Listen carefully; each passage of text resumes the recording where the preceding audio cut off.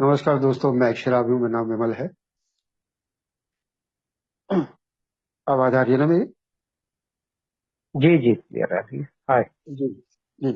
नमस्कार दोस्तों, मैं अक्षर हूँ। मेरा नाम विमल है। और हाय सबसे विमल पहले भाई। बहुत बहुत हाय हाँ, विमल भाई, नमस्कार भैया। नमस्कार जी, नमस्कार।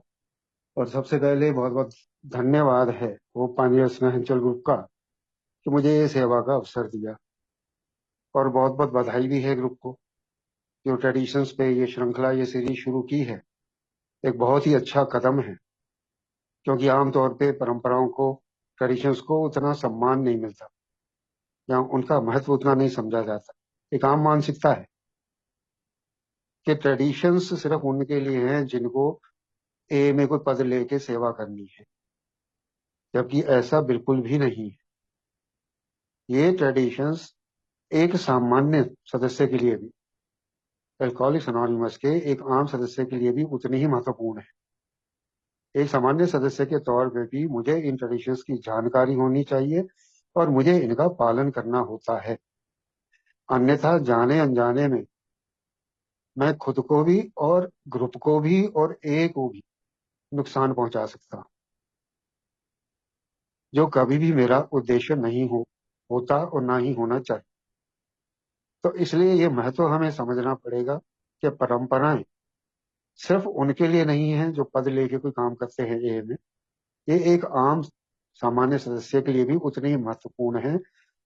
जैसे कदमों ने मेरे जीवन को दिशा दी, जो मेरा जीवन दिशाहीन था, तो कदमों ने मेरे जीवन को दिशा दी, उसी प्रकार ये परंपराएं भी मुझे ए में काम करने की, ए में रहने की, ए में किस तरीके से मुझे चलना है, वो एक दिशा देती है। और सिर्फ ए में नहीं, जितना कदम मुझे अपनी जिंदगी में मदद करते हैं, अगर मैं इन परंपराओं को अपने जीवन में लागू करूं, तो ए के बाहर के जीवन में भी ये मुझे बहुत ज्यादा मदद करती है। ये वही बात है ना कि करके देखने वाली बात है, अनुभव वाली बात है, किसी के कहने से नहीं होता। इसलिए मैं ग्रुप को बहुत बहुत बधाई दे रहा हूँ कि परंपराओं के बारे में इतना गंभीरता से सोचा है और एक सीरीज शुरू की है। तो उसी पे हम आज बात करेंगे। और पहला सवाल आता है कि परंपराओं की जरूरत क्या पड़ी, क्यों बनाई गई। तो जब शुरुआत में अल्कोहलिक्स अनोनिमस बना था और जब बढ़ना शुरू हुआ, काफी पब्लिसिटी भी मिलने लगी अल्कोहलिक्स अनोनिमस को, तो हर तरह के सदस्य आने लगे, हर प्रकार के मेंबर्स।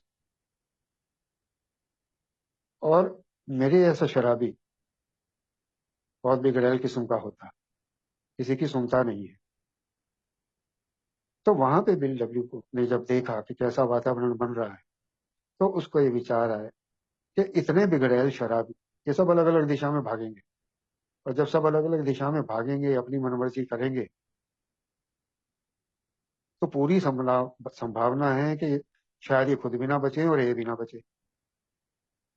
ये कैसे इतने बिगड़ैल शराबी एक साथ रह के और एक साथ काम कर सकते हैं, कैसे एक साथ रहेंगे, कैसे एक साथ काम करेंगे।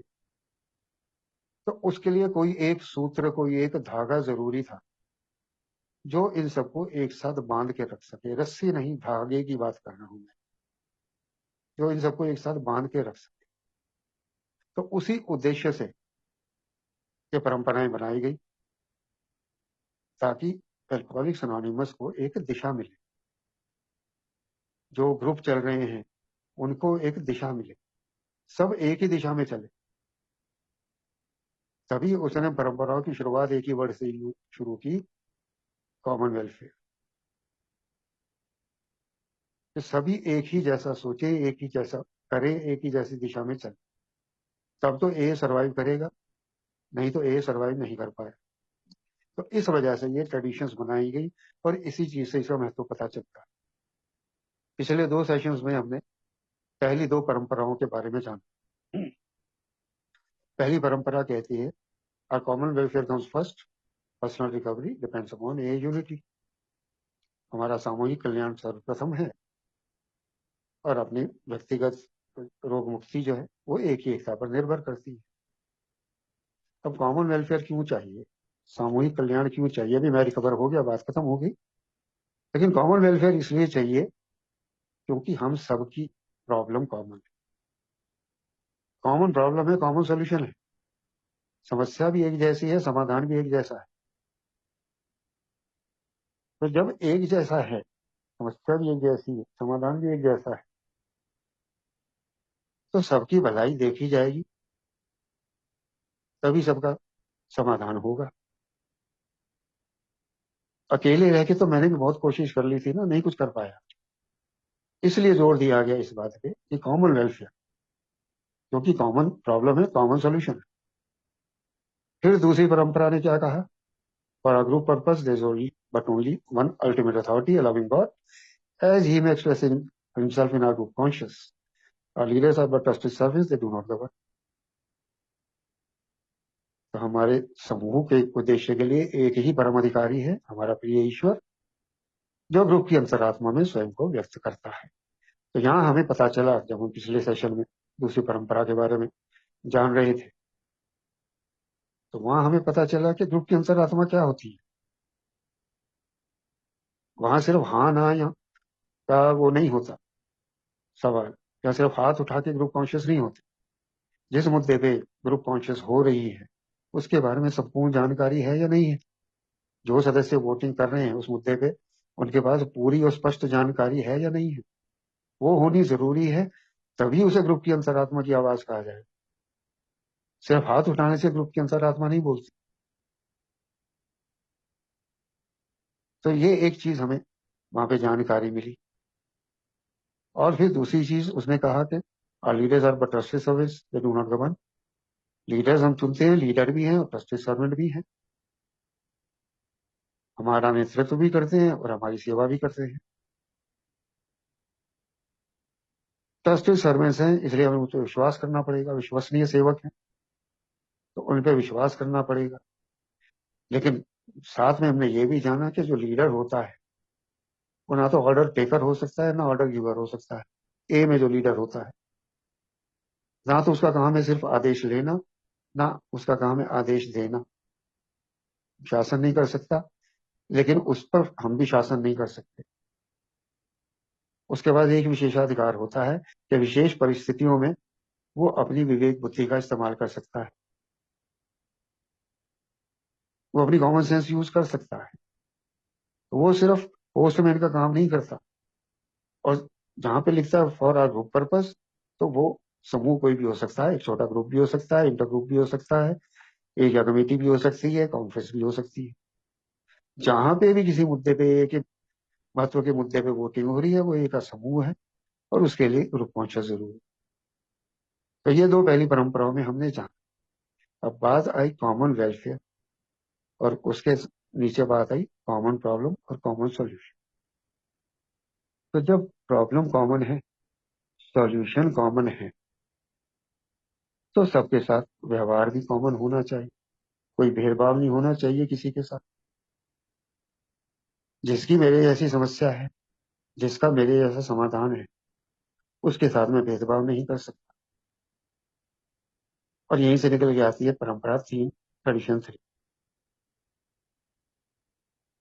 कि हम किसी के साथ भेदभाव नहीं कर सकते। जो भी व्यक्ति शराब छोड़ना चाहता है और वो कहता है कि मैं यहाँ पे शराब छोड़ने आया हूँ एल्कोहलिक्स एनोनिमस में, तो उसका हमें स्वागत करना है। एक लाइन कहती है, थर्ड ट्रेडिशन क्या कहती है? The only requirement for a membership is a desire to stop drinking. एक ही सदस्यता पाने की एकमात्र आवश्यकता है शराब छोड़ने की इच्छा। सिर्फ एक लाइन है ये, बाकी और कोई भी ट्रेडिशन एक लाइन में नहीं। पांचवी ट्रेडिशन को अगर छोड़ दें, बाकी कोई भी ट्रेडिशन एक लाइन में नहीं है, लेकिन ये ट्रेडिशन सिर्फ एक वाक्य है इसमें। The only requirement for a membership is a desire to stop drinking. लेकिन ये एक लाइन जो है, ये बहुत गहरा मतलब लिए हुए है। शायद सब परंपराओं से ज्यादा गहरा मतलब, सब परंपराओं से ज्यादा गहरा ही है इसमें। विल डब्ल्यू ने नाम दिया है कि this is a sweeping statement. Tradition 3 is a sweeping statement, यानी उसके हिसाब से ये तीसरी परंपरा अपने आप में बहुत विस्तार से चीजें समेटे हुए। ये एक लाइन। बहुत सारी इसका इतिहास है, ये इतनी आसानी से नहीं बनी। बहुत तकलीफें, बहुत समस्याएं, बहुत मुसीबतें, इन सब का सामना करने के बाद ये सबक सीखा गया। ये जो तीसरी परंपरा है, ये एक सबक है जो हमने सीखा, हमारे पायनियर मेंबर्स ने सीखा कि हम कोई भेदभाव नहीं कर सकते। कोई भी व्यक्ति ये के दरवाजे पे आता है, मैं शराब छोड़ना चाहता हूं, उसका स्वागत है। लेकिन सीखा गया बहुत कड़वे अनुभवों के साथ, बहुत सारी दिक्कतें परेशानियां झेलने के बाद। अब तीसरी परंपरा की, जैसे हम जानते हैं हर परंपरा की एक शॉर्ट फॉर्म है, एक लॉन्ग फॉर्म है, लंबा प्रारूप है। तो इसका लंबा प्रारूप क्या कहता है, लॉन्ग फॉर्म क्या कहती है? ट्रेडिशन थ्री की लॉन्ग फॉर्म कहती है, our membership ought to include all who suffer from alcoholism. हमारी सदस्यता में वो सब लोग होने चाहिए जो शराबीपन से पीड़ित है। सब लोग, कहीं कोई एक्सेप्शन नहीं है, कोई अपवाद नहीं है। वो सब लोग शामिल होने चाहिए जो शराबीपन से पीड़ित हैं। Hence we may refuse none who wish to recover। इसलिए जो भी व्यक्ति रिकवर होना चाहता है शराबीपन से, हम उसे मना नहीं कर सकते। किस चीज से मना नहीं कर सकते? एम का सदस्य बनने से हम रोक नहीं सकते उसे। जो भी शराबीपन से रोग मुक्ति चाहता है, हम उसे मना नहीं कर सकते। उसके आगे वो क्या कह रहा है? Nor ought a membership ever depend upon money और कंफर्मिटी। अब बहुत सारी चीजें, एक लाइन उसने शॉर्ट फॉर्म में कही, लेकिन यहाँ पे बड़ी महत्वपूर्ण चीजें कह रहा है कि एक ही सदस्य का पैसे पे या किसी चीज का पालन करने पे, किसी भी चीज का पालन करने पे निर्भर नहीं होनी चाहिए। चाहे कोई नियम हो, चाहे कोई कायदा हो, चाहे कुछ भी हो, कि आप इन चीजों का पालन करोगे तो आप एक का सदस्य बन सकते हो, ऐसा कुछ नहीं है। ना पैसे पे निर्भर है कि आप इतना पैसा दोगे तो बन सकते हो, वो नहीं हो सकता कभी भी। Any two or three alcoholic gather together for sobriety may call themselves an A group. कोई भी दो या तीन शराबी जो रिकवरी के उद्देश्य से, रोग मुक्ति के उद्देश्य से इकट्ठे होकर बात करते हैं, वो खुद को एक का समूह कह सकते हैं, provided that as a group they have no other affiliation. एक समूह के तौर पर वो उनका किसी और चीज से, किसी और भी संस्था से या किसी और मुद्दे से कोई संबंध ना हो। जब एक ही बात करने बैठे हैं तो वहां पे एक ही बात होगी। रिकवरी की बात करने बैठे हैं तो रिकवरी की ही बात हो, वहां पे कोई और मुद्दा नहीं होगा। तो यहाँ पे उसने दो चीजें अतिरिक्त से डाल दी, जो एक लाइन हमने पढ़ी है। उसके अलावा ये बहुत जरूरी चीजें हैं कि हम किसी को मना नहीं कर सकते कि आपके पास पैसा नहीं है तो आप एक सदस्य नहीं बन सकते, या आप फला चीज का पालन नहीं करते हो इसलिए आप एक सदस्य नहीं बन सकते।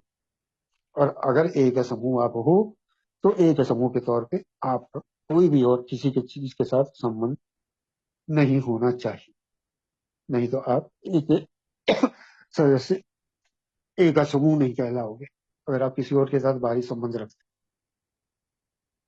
अब क्यों ए में कोई नियम कायदा नहीं है कहते हैं? इस परंपराएं जो है ये भी सजेस्टेड है, मैं पालन करूं या ना करूं मेरी मर्जी है। तो ये क्यों परंपराएं बनाई गई हैं, लेकिन कोई नियम या कायदा क्यों नहीं बनाया? एल्कोहलिक्स एनोनिमस में किसी प्रकार का कोई नियम या कायदा नहीं, क्यों नहीं बनाया गया? इसके लिए हम इलस्ट्रेशन पे आते हैं। इलस्ट्रेशन में पहला सवाल यही पूछता है, इसमें every organisation entitled to have rules for membership. किसी भी संस्था में चले जाओ, कोई भी संस्था किसी भी प्रकार की हो, क्या उसका अधिकार नहीं होता कि वो अपनी सदस्यता के लिए कुछ नियम, कुछ कायदे बनाए? हर संस्था के पास ये अधिकार होता है। मैं किसी क्लब में भी जाऊं तो कोई ना कोई फॉर्म भरवाएंगे जिसमें मेरी डिटेल लिखवाएंगे। हो सकता है वहां पे कुछ फीस भी हो जो मुझे भरनी पड़े। बेशक उस क्लब में मैं हो सकता है पीने की भी व्यवस्था हो, खाने की भी व्यवस्था हो, कुछ भी हो सकता है। लेकिन क्लब के अलावा, रेस्टोरेंट के अलावा मैं कहीं भी और कोई अपनी सदस्यता लेने चाहता हूँ, वहां भी वो मेरा जो है वो व्यक्तिगत विवरण पूछेंगे। आपकी पर्सनल डिटेल्स क्या है, बताइए। क्या नाम है, कहाँ रहते हो, क्या करते हो, परिवार में कौन कौन है, 100 चीजें पूछ सकते हैं।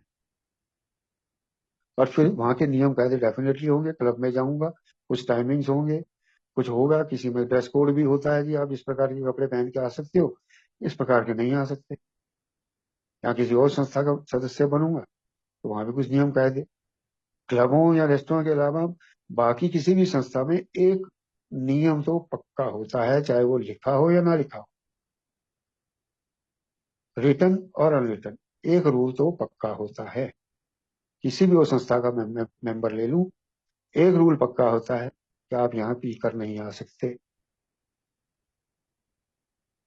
आप पी कर जाओगे, आपको बाहर निकाल देंगे। चाहे वो मेरा ऑफिस हो, चाहे वो मेरा कोई और सोशल कोई संस्था हो, सामाजिक संस्था हो, एक रिटर्न हो या अनरिटर्न हो, ये रूल जरूर होता है कि आप पी कर नहीं आ सकते। अब ए में तो ऐसा रूल भी नहीं है, आप पी के भी आ सकते। तो ये सवाल पूछा कि ए ने अपना ये विशेषाधिकार क्यों त्याग किया, अगली लाइन में पूछता। हर संस्था अपने नियम कायदे बनाती है, ए ने अपना कोई नियम कायदा क्यों नहीं बनाया? सवाल ये है। तो उसका जवाब ये है, वो सब हम करके देख चुके। शुरुआती सदस्यों ने कर ली कोशिश, सब नियम कायदे बना के देख लिए, सब नियम कायदे बना के देख लिए, कुछ नहीं हुआ। वो कामयाब नहीं हुए, वो कामयाब नहीं हुए। सब कुछ करके देख लिया। और ये भी एक हिस्ट्री है, लगभग 1945 की बात है। जो ए का हेडक्वार्टर था उस समय, जिसे अल्कोहलिक फाउंडेशन बोलते थे, उन्होंने सभी ग्रुपों से बोला कि आपके जो भी नियम कायदे रूल्स रेगुलेशंस हैं, उनकी लिस्ट भेजो हमारे पास, हम देखते हैं क्या क्या रूल्स बनाए हुए हैं। और जब उन्होंने अपने रूल्स, सब ग्रुप ने अपने रूल्स रेगुलेशंस भेजे, तो इतने ज्यादा थे और इतने सख्त थे, इतने ज्यादा थे और इतने सख्त थे कि बीएलडब्ल्यू खुद कहता है किसी भी मेंबर, किसी भी शराबी का एक ऐसा सदस्य बनना लगभग असंभव था, ऑलमोस्ट इम्पॉसिबल।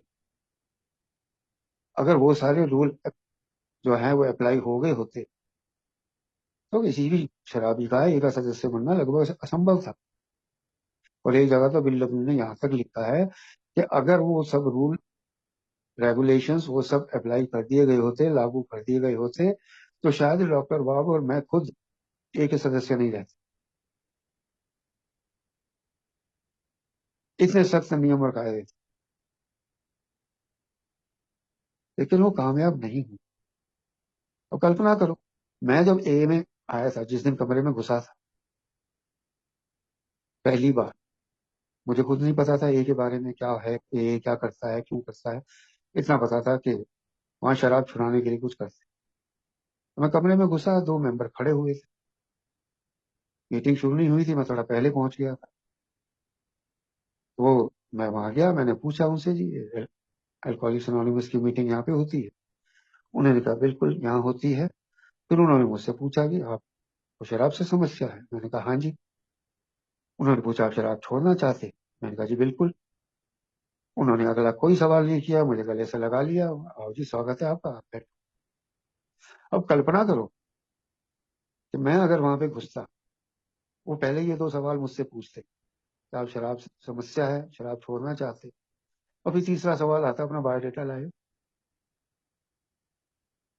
अपना बायोडेटा लाए हो, अपना दिखाओ हमें जरा, आप कहाँ से आए हो, कौन हो, क्या क्या करके आए हो, कहाँ से आए हो, बायोडेटा दिखाओ जरा, हम वो चेक करेंगे, फिर आपको बताते हैं कि आपको एडमिशन मिलेगा या नहीं। या वो मेरे को लेके बैठ जाते, अच्छा जी पहले कुछ सवालों का जवाब दो, फिर आपको बताते हैं कि आप यहाँ पे आ सकते हो या नहीं आ सकते। अच्छा बताओ जी कहाँ से आए हो, कितना कमाते हो, कितना पढ़े हो, क्या धर्म है, क्या जाति है, या ये ना पूछते तो जी अब परिवार में कौन था, वो सारी कहानी इंटरव्यू लेना शुरू कर देते। तो कितनी देर टिकता वहां पे, कितनी देर बैठता। और ये होता था, इनिशियली ये होता था। तो वो करके देख चुके सब। इसलिए वो कह रहा है कि अगर वो सब रूल बनाए होते तो शायद ही कोई शराबी का सदस्य बन पाता। इसलिए वो सारे नियम कायदे जो है वो बाहर फेंक दिए गए। आप ऊपर देखो, उसमें लिखा है, we have thrown away all membership rules and regulations that might keep you out. हमने वो सारे नियम और कायदे बाहर फेंक दिए हैं जो आपको बाहर रख सकते हैं, यही से बाहर रख सकते हैं। We want you to have the same chance for sobriety that we have had. मुझे हमें जो रिकवरी का मौका मिला है, सोब्राइटी का जो अवसर मिला है, हम चाहते हैं आपको भी वही अवसर मिले। हम आपसे वो अवसर छीनना नहीं चाहते। आपको भी वो मौका मिलना चाहिए। आपका भी उतना ही हक है उस मौके को प्राप्त करने का जितना हमें।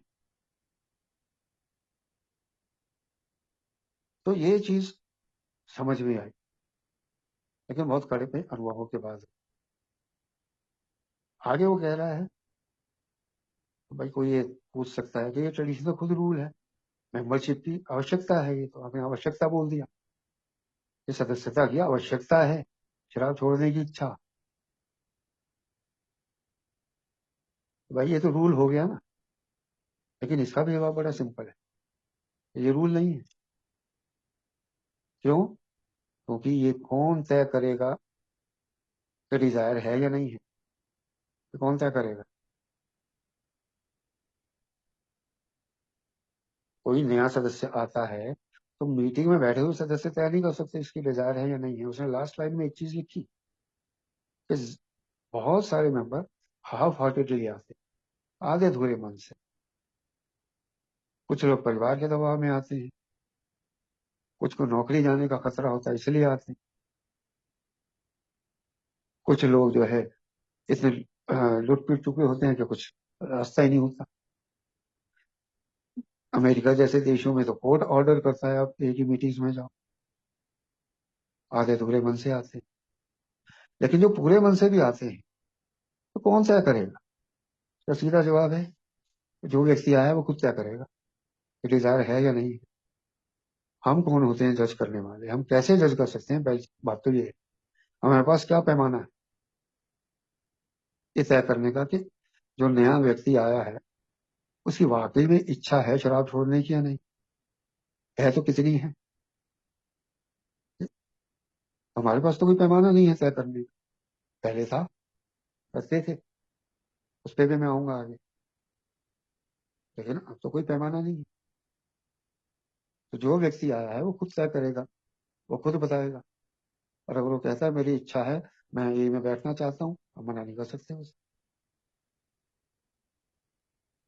अब पुराने जमाने में तो वो नहीं होता था। मान लो आज के दिन ऐसा कोई नियम कायदा होता कि जी हम डिजायर चेक करेंगे कि इसकी वाकई इच्छा है या नहीं, तो कैसे तय करेंगे? क्या चेहरा देख के? यार इसके चेहरे से तो लग रहा है कि ये छोड़ना नहीं चाहता, ये तो ऐसे ही ऊपर ऊपर से बोल रहा। यहाँ कल्पना करो, आजकल तो लाई डिटेक्टर टेस्ट है। अब मुझे बिठा के वो मेरा लाई डिटेक्टर टेस्ट करना शुरू कर देते कि सच बोल रहा है या झूठ बोल रहा है। चेक करो ये वाकई में कह रहा है कि मैं शराब छोड़ना चाहता हूँ, तो ये सच बोल रहा है या झूठ बोल रहा है, जरा इसका लाई डिटेक्टर टेस्ट करो। अगर उसमें पास होगा तो हम इसको ए में आने देंगे। तो ये चीजें सोच के हंसी भी आती है और डर भी लगता है कि अगर ऐसा कुछ होता तो कम से कम मैं तो ए में नहीं होता, और मुझे नहीं पता कितने मेंबर होते हैं और कितने नहीं होते। तो इसलिए ये भी आने वाले सदस्य के ऊपर छोड़ दिया गया। आपकी ईमानदारी है, आप कह रहे हो शराब छोड़ना चाहते हो, हम मानते हैं उस चीज को, आओ बैठो, आपको भी वही अवसर मिलेगा जो हमें मिला है। ये कोई भेदभाव नहीं है। लेकिन हमेशा से ऐसा नहीं था। इसी परंपरा ने ये जो कहा है कि कोई भेदभाव नहीं है, आप किसी भी लिंग के हो, किसी भी आर्थिक, कोई भी आर्थिक स्थिति है आपकी, कितने पैसे वाले हो नहीं हो, कौन सा रंग है, कौन सा धर्म है, कौन सी जाति है, क्या करते हो क्या नहीं करते हो, शादीशुदा हो कुंवारे हो, कुछ भी है, नौकरी करते हो बिजनेस करते हो, हमें कोई मतलब नहीं है। आप आगे कहते हो मैं शराब छोड़ना चाहता हूँ, आपका स्वागत है, आगे बैठ।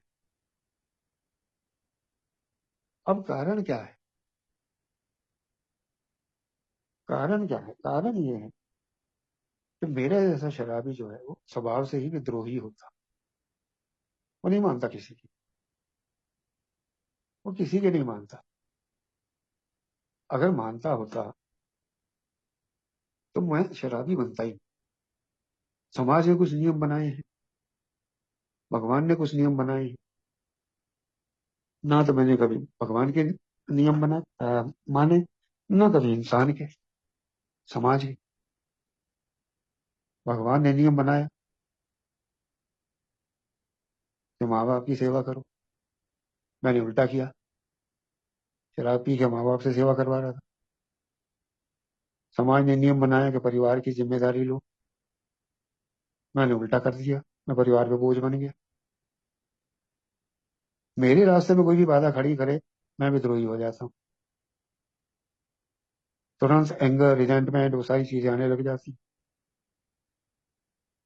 तो स्वभाव से मैं विद्रोही होता हूँ। और अगर मुझ पे कोई जोर जबरदस्ती करे, मैं कभी नहीं मानता, कभी नहीं मानता। जोर जबरदस्ती से मैं कभी नहीं मानता। और राम शरावलियों के बारे में भी यही धारणा है कि जोर जबरदस्ती से वो काबू में नहीं मानते। तो इसलिए कुछ ऐसी चीज चाहिए जो कन्विंस कर सके, जो मुझे विश्वास दिला सके कि ये अल्कोहलिक्स एनोनिमस में जब मैं आता हूँ तो मुझे एक्सप्लॉइट नहीं किया जाएगा, मेरे साथ जोर जबरदस्ती नहीं की जाएगी, मुझे मैनिपुलेट नहीं किया जाएगा। वो डॉक्टर सिल्कवर्थ ने भी कहा ना कि शराबी को हवाई बातों से कुछ नहीं फर्क पड़ता, उसके संदेश में वजन होना चाहिए, गहराई होनी चाहिए। तो यही चीज यहाँ पे लागू होती है। अगर मुझे ए का सदस्य बनना है तो आगे मैं पहले जानकारी लूंगा, मेरे को कितने पैसे लगेंगे। आप लोग बोलोगे कोई पैसे नहीं लगेंगे। अच्छा, कितना मुझे इसके लिए क्या क्या करना पड़ेगा? तो कुछ नहीं करना पड़ेगा, आप आ जाओ बैठ जाओ, आप आ जाओ बैठ जाओ, कोई दिक्कत नहीं है। कोई नियम कोई कायदे नहीं जी, कुछ नहीं है। आपको किसी चीज का पालन नहीं करना, कोई टाइमिंग, कोई कुछ नहीं जी, कुछ भी नहीं है ऐसा। तो जब ऐसी चीजें नहीं होती, सारी शंकाएं निकल जाती, सारी शंकाएं निकल जाती है। तो बिल डब्ल्यू कहता है कि हम किसी भी शराबी से आधे रास्ते पे नहीं मिल सकते। मेरे ऐसा शराबी दुबक के रहता है ना, मेरे ऐसा शराबी समाज से कट के दुबक के रहता है। 12 स्टेप कॉल पे जाते हैं तो बड़ा मुश्किल होता है उस जगह से निकालना शराबी को। उसको विश्वास दिलाने के लिए सारी चीजें जरूरी हैं कि जी कोई पैसा नहीं है, कोई नियम नहीं है, कोई कायदे नहीं है, आपको किसी चीज का पालन नहीं करना है,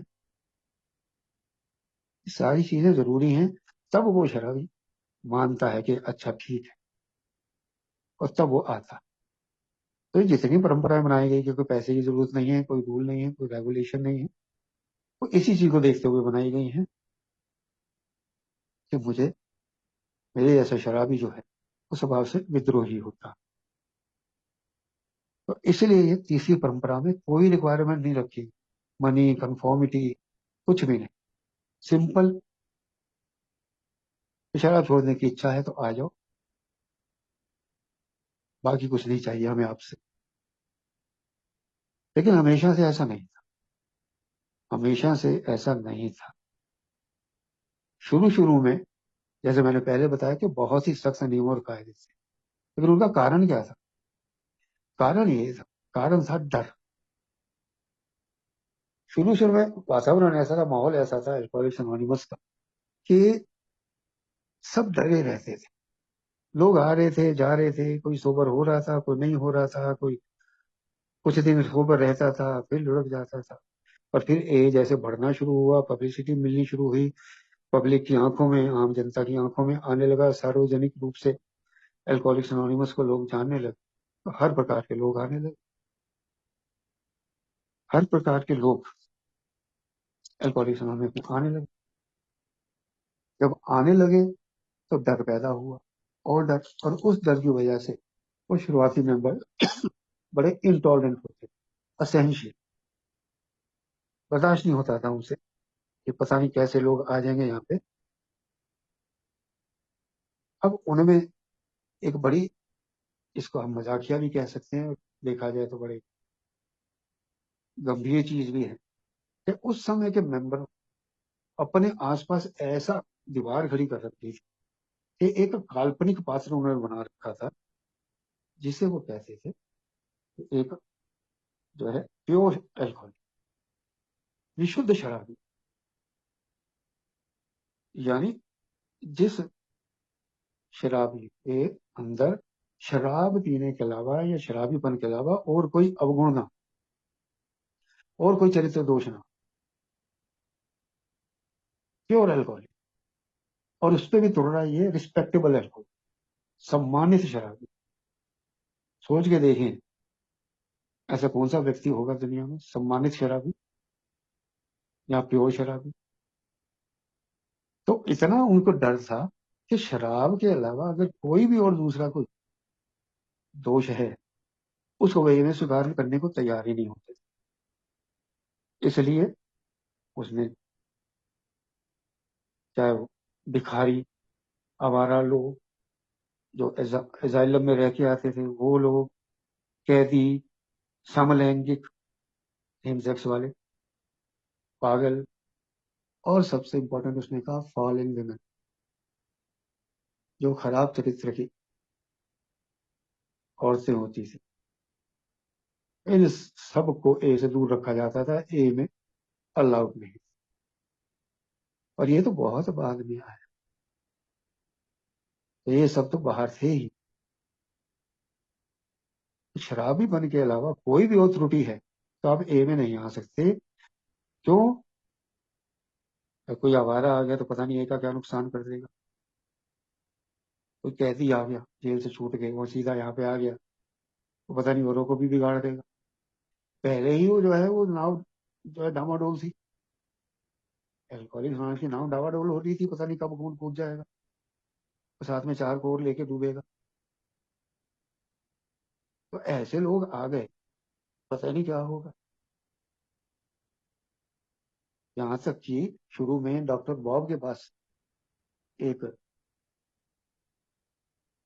कोई लेके आया था, एक लेडी को, कि आप इनके साथ काम करो, इनको टेस्ट चेक करो, इनकी रिकवरी में काम करो। डॉक्टर बॉब ने हाथ जोड़ दिए थे, लेडी नो, मैं नहीं कर सकता।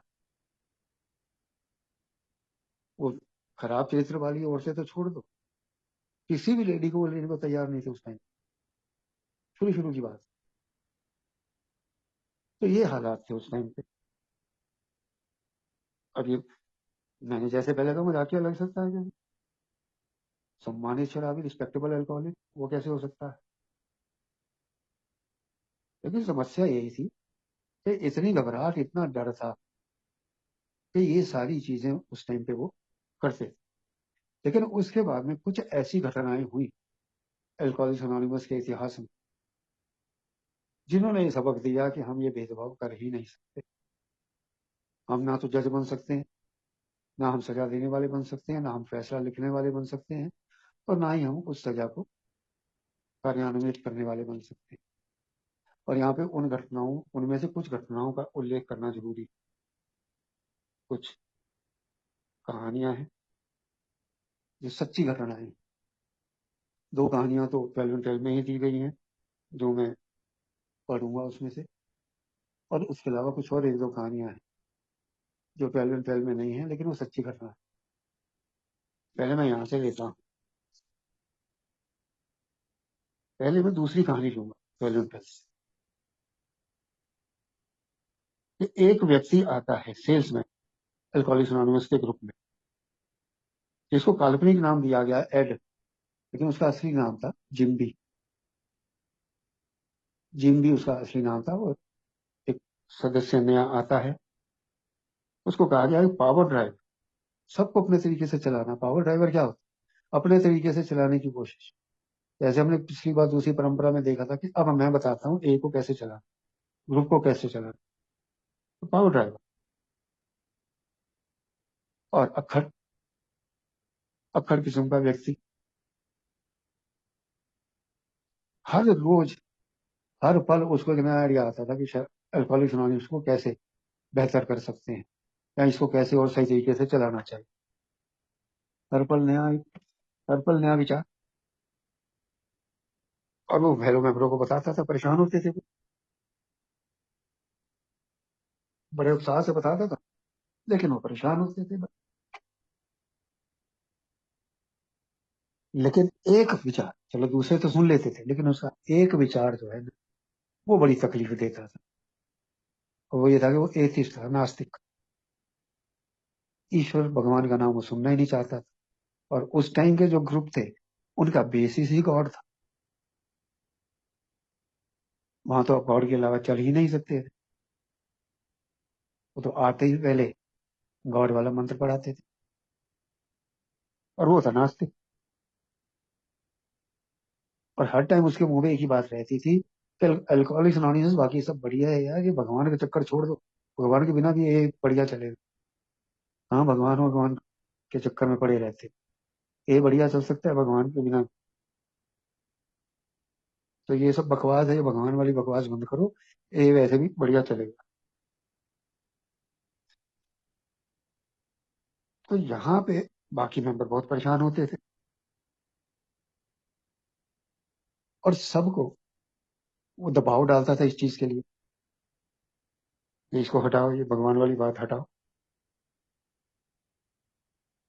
अब ये देखो कितनी मजेदार और आश्चर्यजनक बात है कि हर व्यक्ति ये उम्मीद कर रहा था कि ये जैसा इंसान है, ये पी लेगा, और इंतजार कर रहे थे। सोचो, आज की तारीख में मैं एक मीटिंग में बैठा हुआ इंतजार कर रहा हूँ किसी मेंबर को कि ये कब पिएगा। लेकिन उस मेंबर को लेके सब उस ग्रुप के मेंबर इंतजार कर रहे थे कि कब पिएगा, क्योंकि सब ये सोचते थे कि भगवान की निंदा करने के लिए तो भाई बहुत बड़ी सजा मिलनी चाहिए। ये भगवान की निंदा करता है, इसको तो बहुत बड़ी सजा मिलनी चाहिए। लेकिन परेशानी की बात ये थी कि सोबर चल रहा था, सोबर चलता रहा। और फिर कुछ समय के बाद में मीटिंग में उसके बोलने की बारी आई। मीटिंग में बोलने की जब बारी आई, तो सब कांप रहे थे डर के मारे कि ये अब कब धमाका करे। पहले तो बोलेगा, लेकिन ये भगवान को लेकर उन्होंने भी धमाका जरूर करे। उसने बोलना शुरू किया, जैसे आमतौर पे हम लोग भी शुरू करते हैं, ग्रेटिट्यूड के साथ में। ए का ग्रेटिट्यूड है, और सब कुछ ठीक है जी, सब बढ़िया है, फेलोशिप का ग्रेटिट्यूड है, सब कुछ है। और जो है वो 12 स्टेप कॉल्स पे जा रहा था, उसका उसने जिक्र किया कि कितना अच्छा लगता है, सारी चीजें थी। लेकिन फिर धमाका हो गया। सारी चीजें बोलने के बाद, बड़ी अच्छी अच्छी बातें बोलने के बाद धमाका कर दिया कि भाई ये भगवान का चक्कर मेरे को समझ में नहीं आता, ये तो कमजोर लोगों के लिए है। तुम इसके पीछे छुपते हो, इसकी आड़ लेके तुम काम करते हो।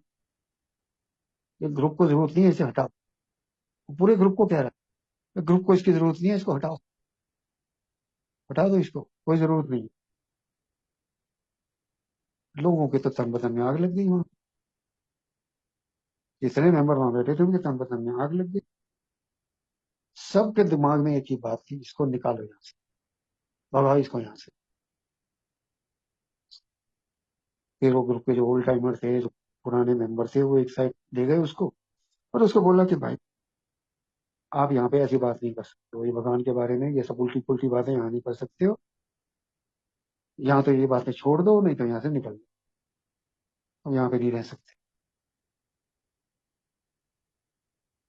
और ये उसी टाइम के आसपास की बात है कि जब परंपराएं लिखनी शुरू हो चुकी थी। तो वो उसमें बड़े व्यंग्य से हंसते हुए ऊपर से कुछ कागज निकाले, उसमें से कागज निकाल के उन ओल्ड टाइमर्स के सामने रख दिया। अल्कोहलिक्स अनोनिमस का ड्राफ्ट था उसमें। उसमें लिखा था the only requirement for a membership is desire to stop drinking. और उसने सीधा पूछा कि ये सिर्फ लिखने के लिए है या वास्तव में इसको फॉलो करते?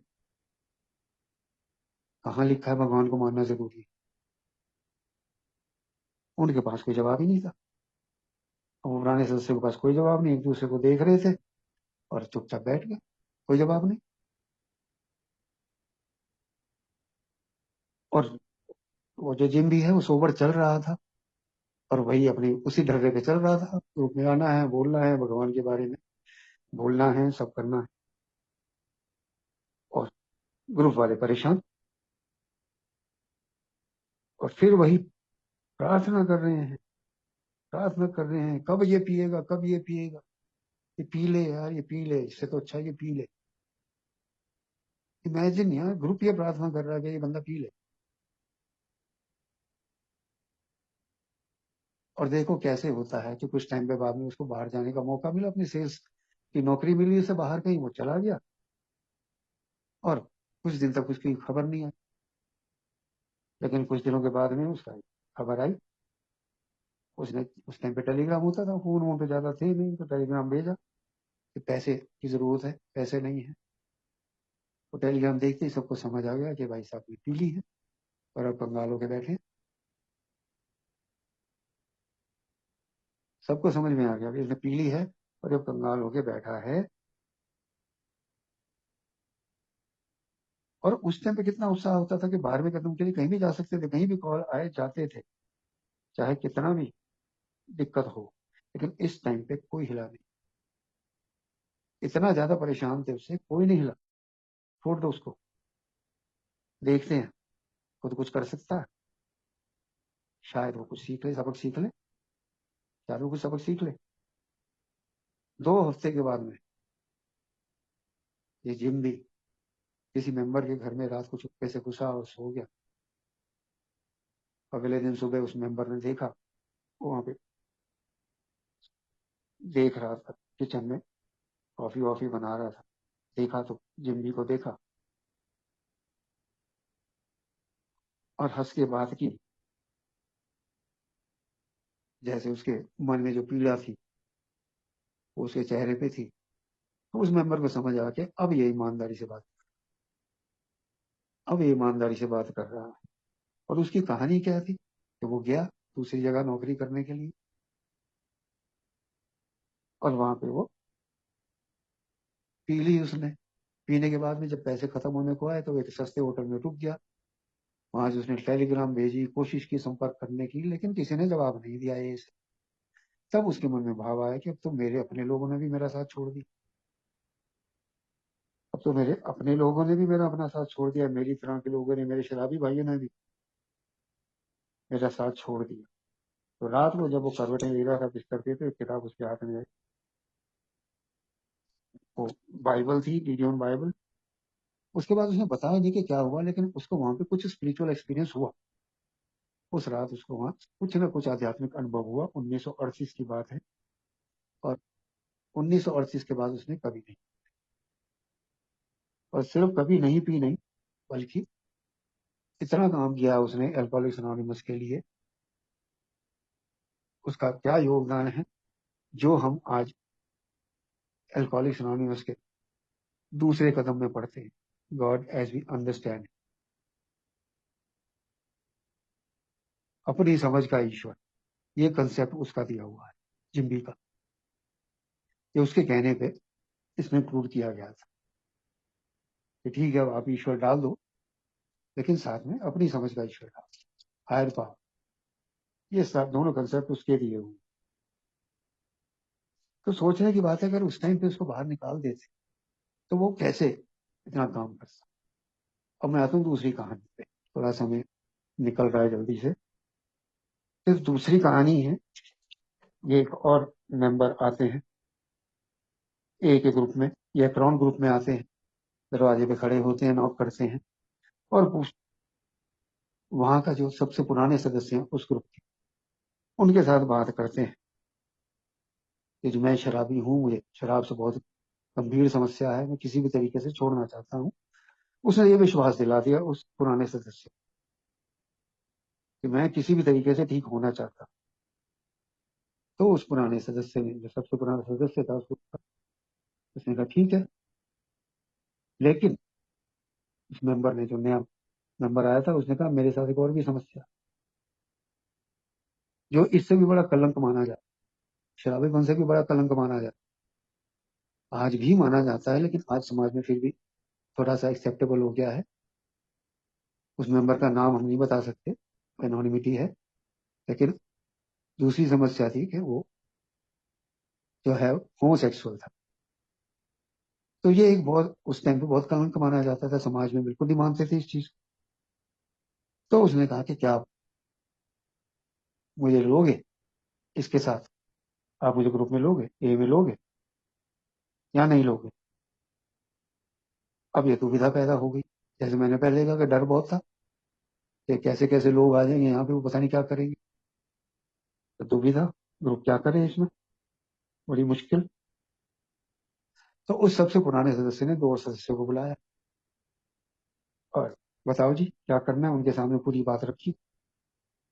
उनके लिए तो ये धमाके जैसा था, नहीं नहीं ऐसा मेंबर कैसे रख सकते हैं, पहले तो उन्होंने यही कहा, लेकिन अगर इसको हम भगा देंगे तो भाई ये तो चला जाएगा, ये तो मर जाएगा, सीधी सी बात है। अगर इसको हम मना कर देंगे, नहीं लेंगे, तो ये तो मर जाएगा। वहां पे यही डिस्कशन चलती रही काफी देर तक,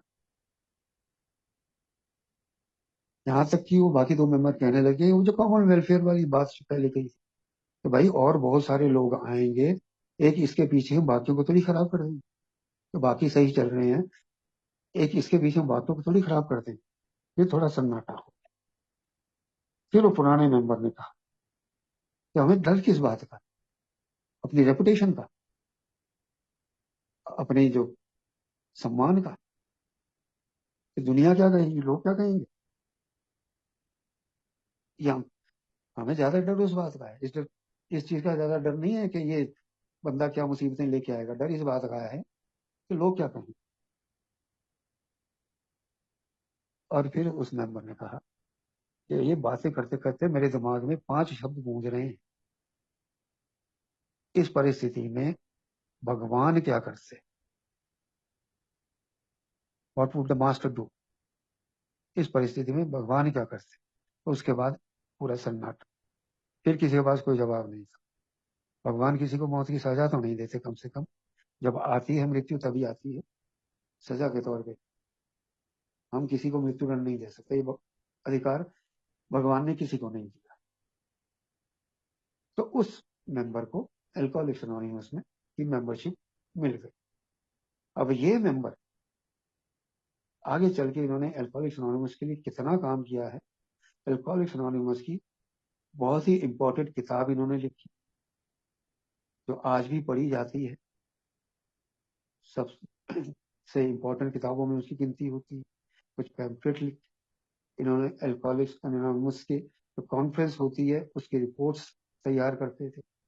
इन्होंने बहुत सारे गे ग्रुप्स खोले, समलैंगिकों के लिए ग्रुप खोले, और ये बिल डब्ल्यू के इतने नजदीक थे कि ये जो बिग बुक की जो ओरिजिनल जो प्रतिलिपि थी,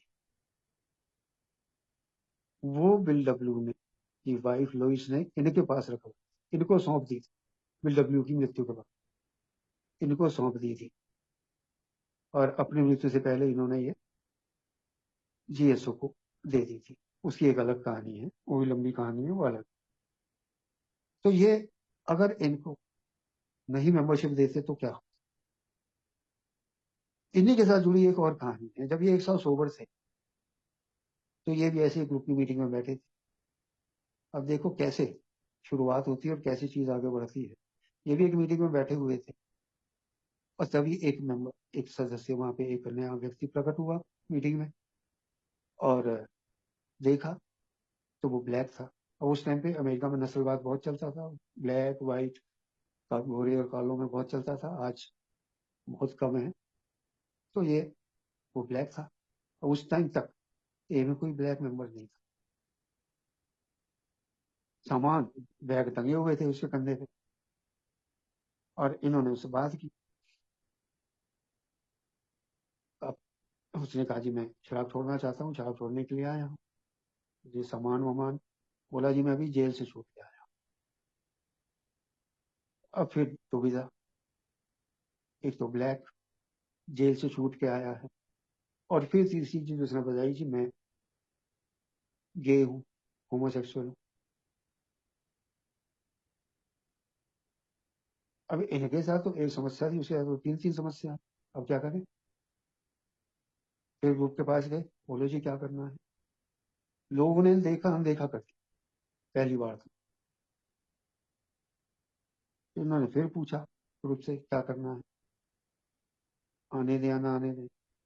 काफी देर डिलेमा चलता रहा। फिर एक पुराने मेंबर वहां बैठे हुए थे, इनफैक्ट लोग ध्यान ही नहीं दे रहे थे पहले। फिर एक पुराने मेंबर वहां बैठे हुए थे, उन्होंने एकदम से पूछा क्या कहा, क्या कहा इसने, इसको शराब से समझता है, शराब छोड़ना चाहता है। इन्होंने कहा हाँ। तो तुरंत उनका जवाब है तो फिर और क्या चाहिए, आने दो। इनका अतीत इनके सामने आ रहा था। तो ये चीज फिर रिपीट हुई। लेकिन ये तीन कहानी के अलावा सबसे ज्यादा असर जिस घटना ने डाला है, वो मैं अब शेयर करूंगा। जिसने आंखें खोली, जिसने बताया कि हमें करना क्या है, वो एक लेडी मेंबर की। उनका नाम था इरमाली बोल। वो एक ही मेंबर बनी। वो एक क्लब की डांसर थी। 1 या 2 साल वो सोबर थी, 1940-41 की बात है। कैलिफोर्निया के ग्रुप में वो मेंबर थी, और 1 या 2 साल वो सोबर थी। कैलिफोर्निया के ग्रुप ने रूल्स बना दिए, नियम बना दिए, और उन नियमों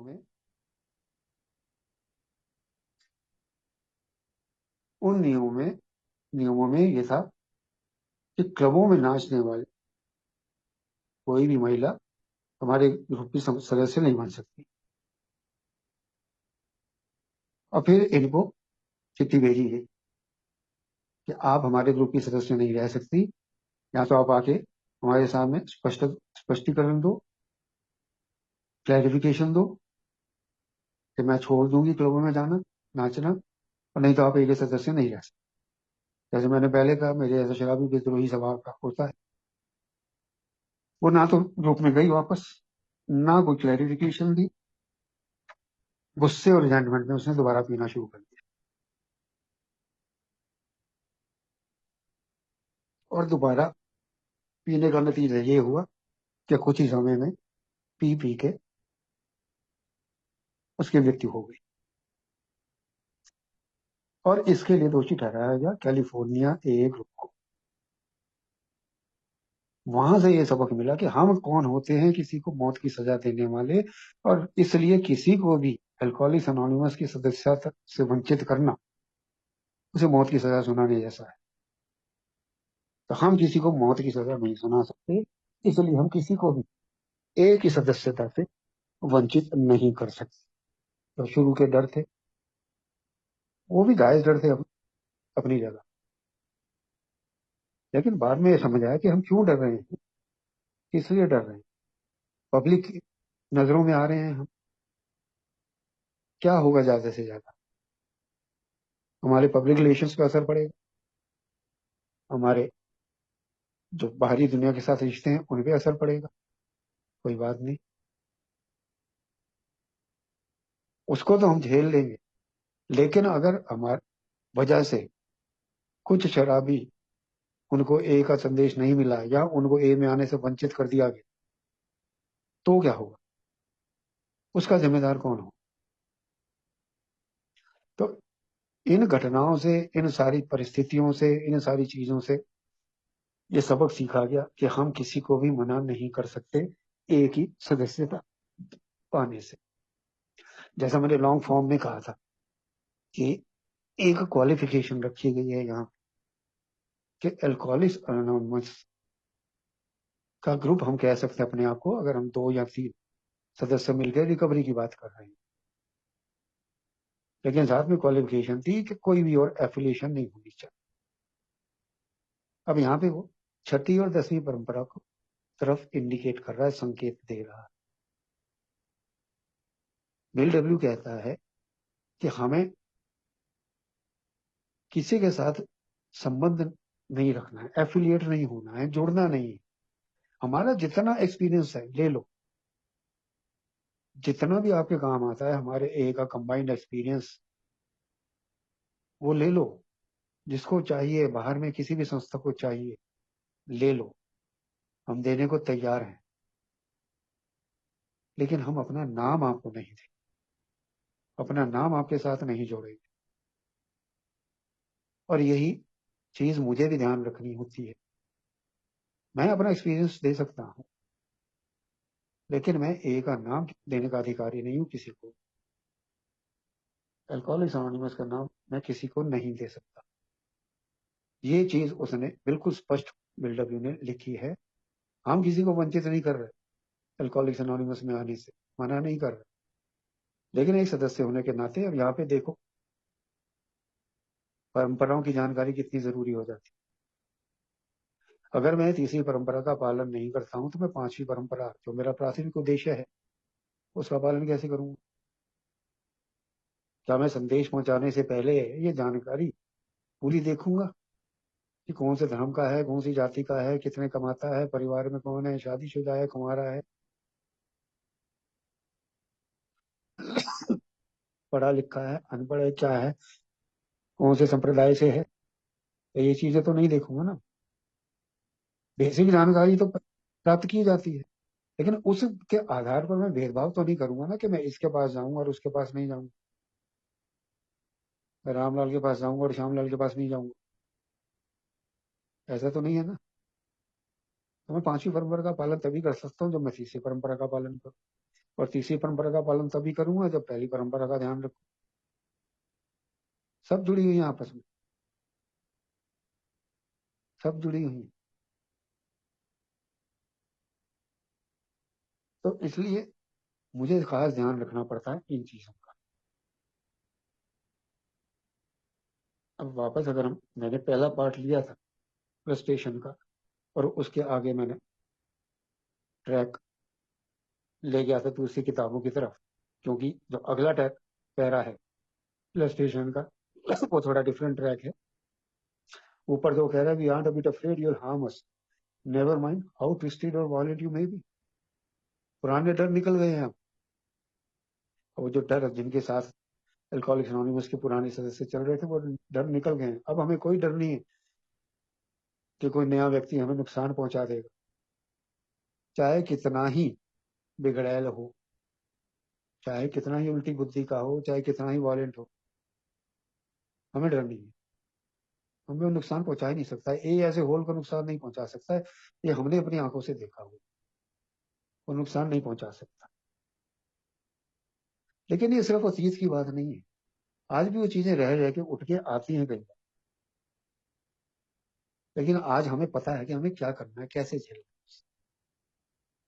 अब जैसे बात कर रहा था कि भी ये नियम तो बनाए नहीं हुए अल्कोहलिक्स एनोनिमस में, लेकिन हमारे पास स्पेशल ग्रुप्स हैं। स्पेशल ग्रुप्स बनाए हुए हैं हमने। कुछ ओनली लेडीज ग्रुप है, जहाँ सिर्फ लेडीज जाती हैं।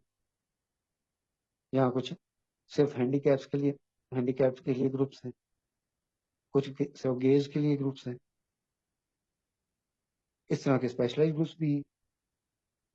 लेकिन वो क्यों हैं?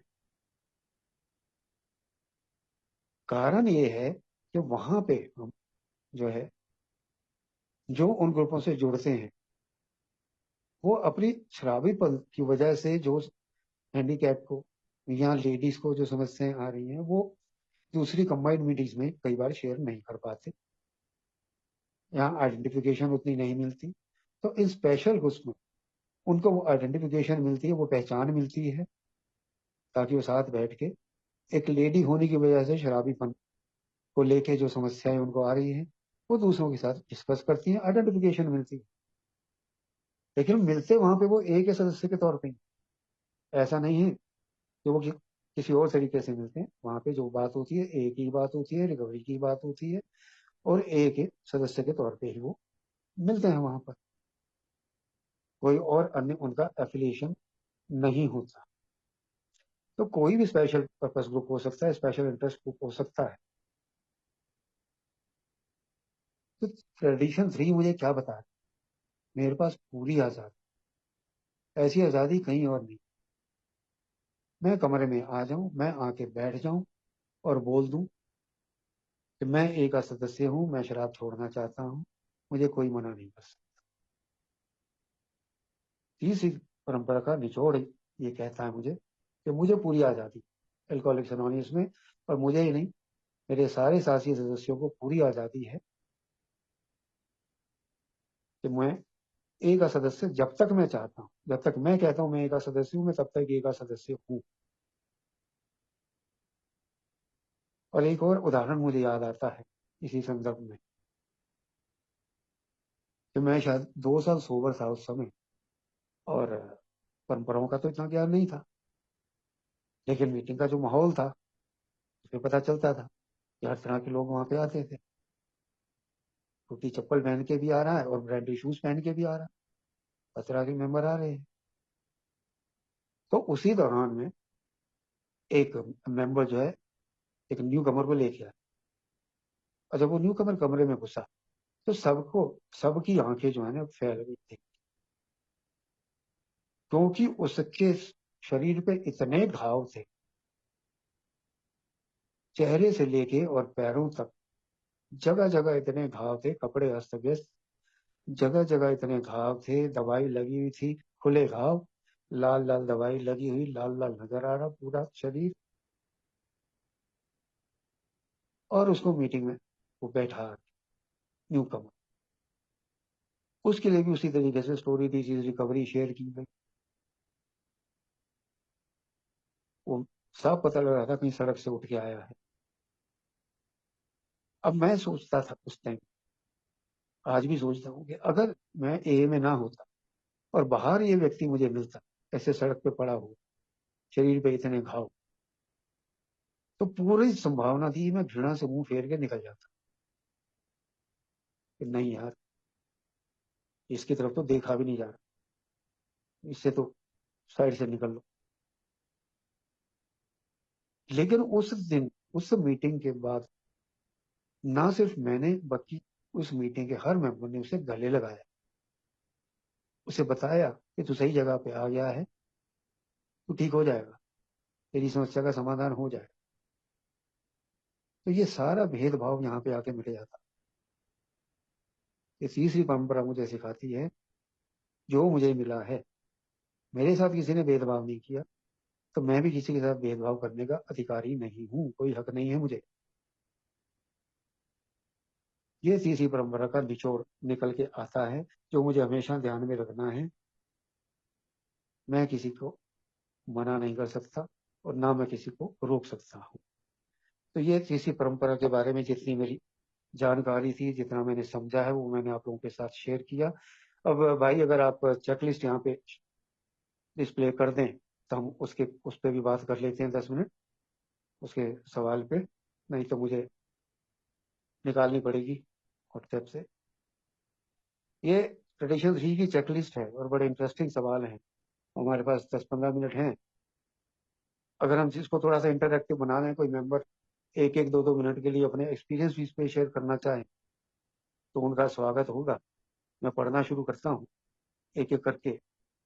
तो कोई मेंबर अगर एक आध मिनट के लिए अपना एक्सपीरियंस इस पे शेयर करना चाहे, 6 सवाल है।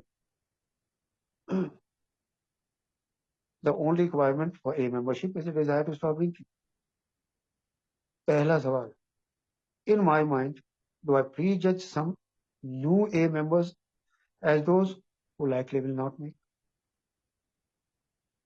मैं कमरे में बैठा हूँ, मुझे कुछ समय हो गया है, कोई नया व्यक्ति आता है, वो बैठता है कमरे में, उसे भी 1 दिन 2 दिन 4 दिन हो गए हैं, क्या मैं पहले से ही ये जज कर लेता हूँ, पहले से ही आकलन कर लेता हूँ कि भाई ये सोबर हो जाएगा, ये नहीं।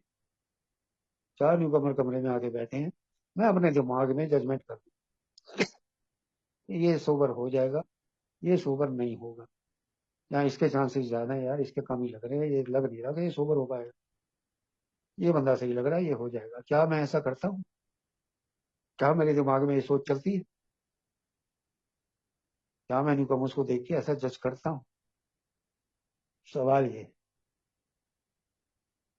कोई मेंबर 1 मिनट के लिए कुछ कहना चाहे इस बारे में, कह सकता है हाथ खड़ा करके, नहीं तो मैं अगले सवाल पे चलूंगा।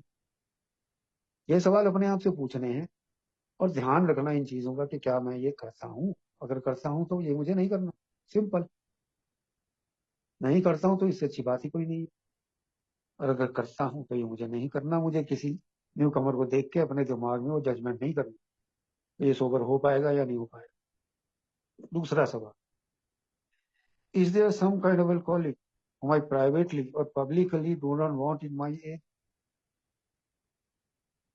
क्या कोई ऐसा शराबी, किसी प्रकार का शराबी है जो मैं अंदर से चाहता हूँ, या पब्लिकली भी, सार्वजनिक रूप से भी मैं कह देता हूँ कि ऐसा शराबी ए में नहीं आना चाहिए, मेरे ग्रुप में नहीं आना चाहिए।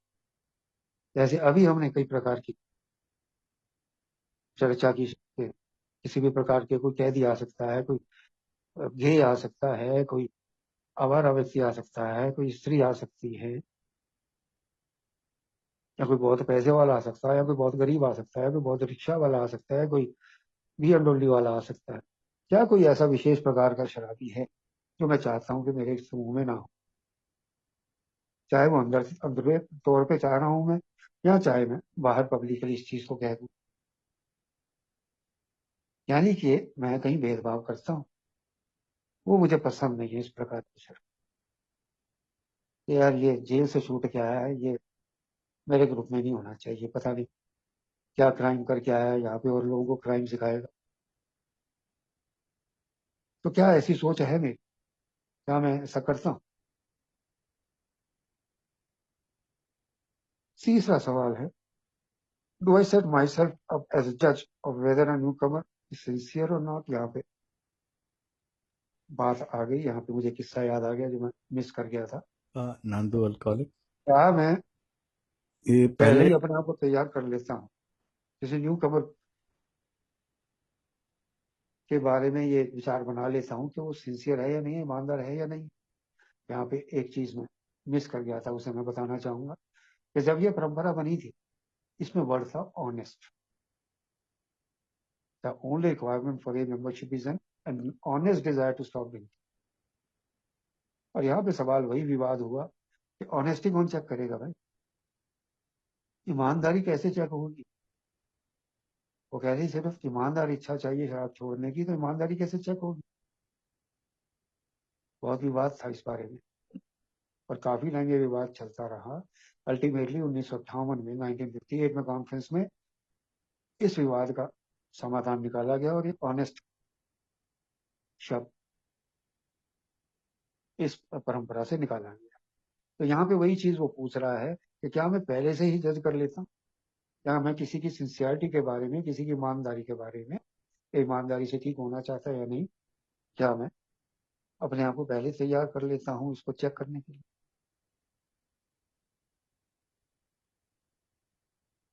मतलब वो ये है कि क्या मैं दूसरों की सिंसियरिटी जज करता हूँ क्या, ये कितना सिंसियर है या नहीं है?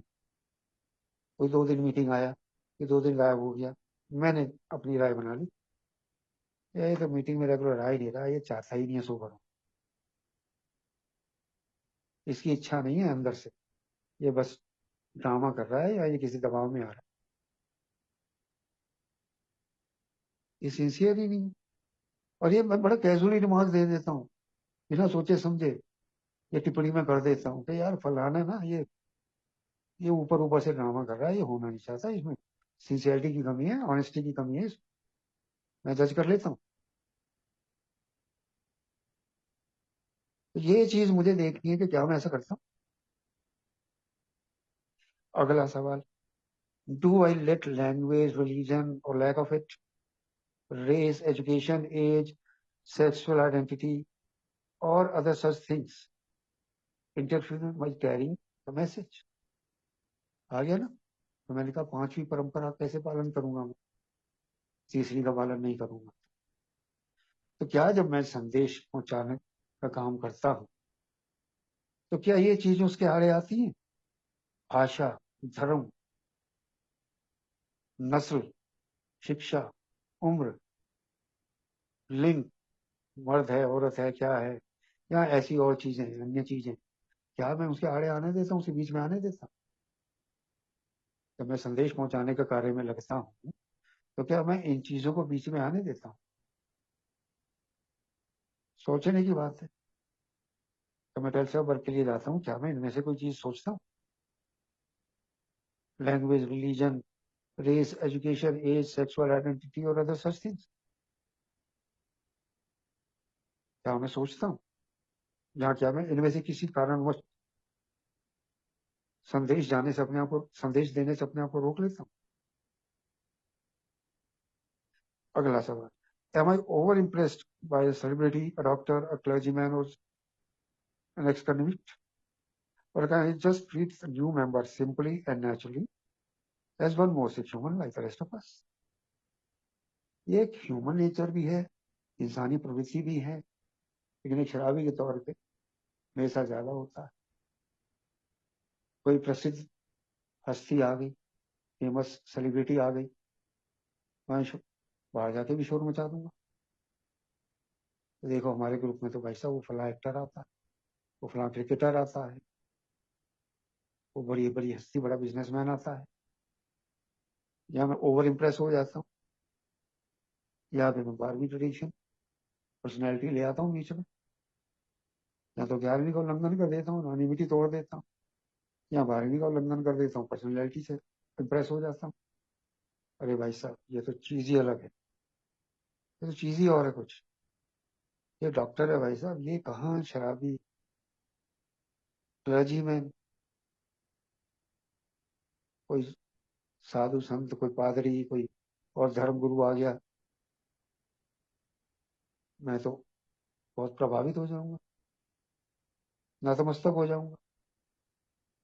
तो क्या मैं ऐसा करता हूँ, या फिर भाई ठीक है आया है, कोई भी आया है, मैं भी शराबी हूँ, ये भी शराबी है, कॉमन प्रॉब्लम कॉमन सॉल्यूशन। कमरे के अंदर हम सब शराबी हैं, एक के अंदर हम सब शराबी हैं, इसमें ओवर इम्प्रेस होने वाली क्या बात है? अरे कोई भी हो सकता है, ये तो 2-3 चीजें दे दी हैं। कोई भी XYZ किसी भी प्रकार का मेंबर हो सकता है जिसे मैं ओवर इम्प्रेस हो सकता हूँ, जरूर से ज्यादा प्रभावित हो सकता हूँ। तो क्या ऐसा होता है? यहाँ मैं ऐसा कर पाता हूँ कि उसको भी अन्य शराबियों की तरह इसको ट्रीट कर पाता हूँ। तो वो भी यार, मैं भी शराबी हूँ, वो भी शराबी है, बाकी लोग बैठे वो भी शराबी है, क्या फर्क है? वो प्रसिद्ध है तो बाहर है ना, वो भी अपनी समस्या के समाधान के लिए आया है यहाँ। तो ये चीज देखनी है। और आखिरी सवाल है, when someone turns up at a meeting needing information or help, even if he can ask for it aloud, does it really matter to me what they do for a living, where they live, or what their domestic arrangements are, whether they have been in A before, or what the other problems are? जब कोई ए में आता है, मेरे से ए के बारे में कोई जानकारी प्राप्त करना चाहता है, चाहे वो पब्लिकली आए और मैं वहां बैठा हूँ जानकारी देने के लिए, या 1-to-1 में जानकारी ले, तो क्या मेरे लिए मायने रखता है कि वो कितना कमाता है, कहाँ रहता है, कैसे रहता है, उसकी पारिवारिक स्थिति क्या है, उसके और कोई क्या समस्याएं हैं, या वो ए में पहले आया है या नहीं आया? क्या ये चीजें मायने रखती हैं मेरे? या वो जो जानकारी लेने आया, मैं बिना किसी सवाल के उसको वो जानकारी दे देता हूँ? क्या ये पूछना मेरे लिए जरूरी है कि जी आप क्या करते हो, क्या काम करते हो, कहाँ रहते हो, आपके परिवार में कौन कौन है, या आप ए में पहले आए हो या नहीं आए हो, यहाँ एक शराबी बन के अलावा और क्या समस्याएं हैं? तो क्या ये सारी चीजें मेरे लिए मायने रखती हैं, या वो जो जानकारी मांग रहा है मैं उसको स्पष्ट रूप से वो जानकारी दे देता हूँ? मेरी जिम्मेदारी इतनी है बस। तो ये सवाल हैं, जो चेकलिस्ट है, जो हमें अपने आप से पूछने हैं, और इन सवालों के आधार पर देखना है कि हम तीसरी परंपरा का कितना पालन कर रहे हैं। तो समय भी समाप्त हो रहा है। जितनी मुझे जानकारी थी तथ्यों के हिसाब से मैंने वो जानकारी और अपना अनुभव साथ में लगाने की कोशिश की है। हो सकता है कि कोई एक आध फैक्ट मेरे से गलत निकल गया हो, तो कोई भाई उसको सही करना चाहे तो बहुत बहुत स्वागत है। लेकिन यहाँ पे मैं अपनी शेयरिंग को विराम दूंगा और रूपा एक बार फिर बहुत बहुत धन्यवाद है, मुझे यह अवसर प्रदान किया। बहुत बहुत धन्यवाद आपका जी, थैंक यू।